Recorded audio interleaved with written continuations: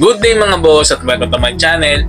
Ngayon share ko sa inyo kung paano mag-check at mag-troubleshoot ng UV light ng water purifier. Tara, simulan na natin.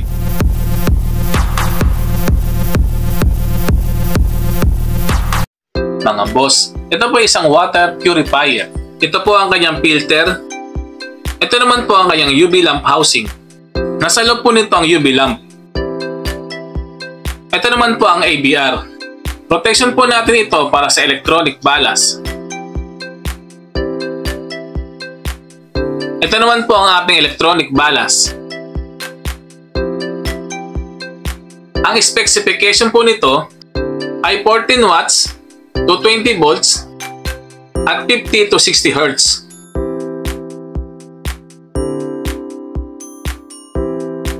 Ito pong cord na to ay papunta sa lamp socket. Mga boss, testingin po muna natin.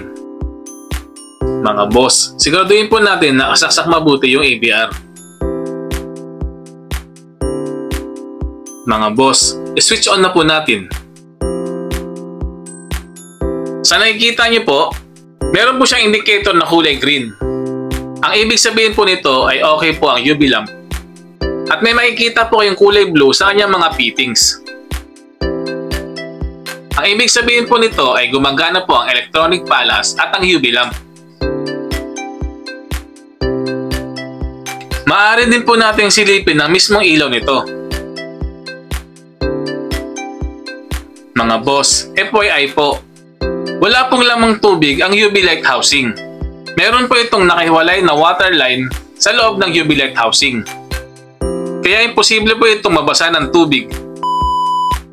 Ngayon naman po ay tuturo ko sa inyo kung paano malalaman kung sira ang UV lamp. Kunwari po ay pundin na po ang UV lamp. I-disconnect po muna natin yung lamp socket.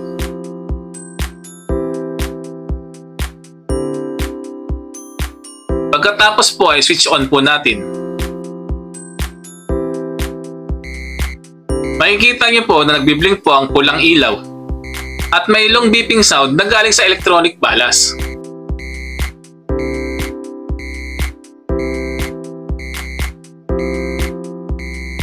Ang ibig sabihin po nito ay may problema po ang UV lamp.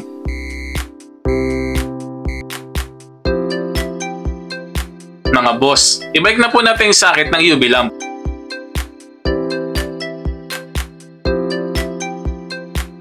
Para po mapagana ang water purifier, kailangan po natin i-turn on.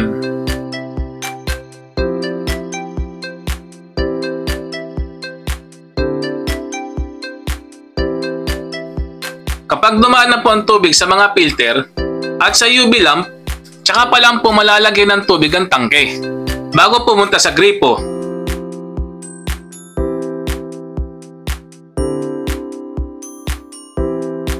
Kailangan po muna natin punuin yung tangke para po lumakas ang tubig sa gripo. Mga boss, okay na po. Sana po ay nakatulong ang aking video. Kung nagustuhan niyo po ang aking video, huwag niyo po sanang kalimutan mag-like, share and subscribe sa aking channel at pindutin na notification bell para lagi kayo updated sa aking mga bagong video. Mga boss, hanggang dito na lamang po at maraming salamat po. Boss, if you learned something on my video, make sure to like, share, and subscribe to my channel. See you on my next vlog. Thank you. Thanks for watching.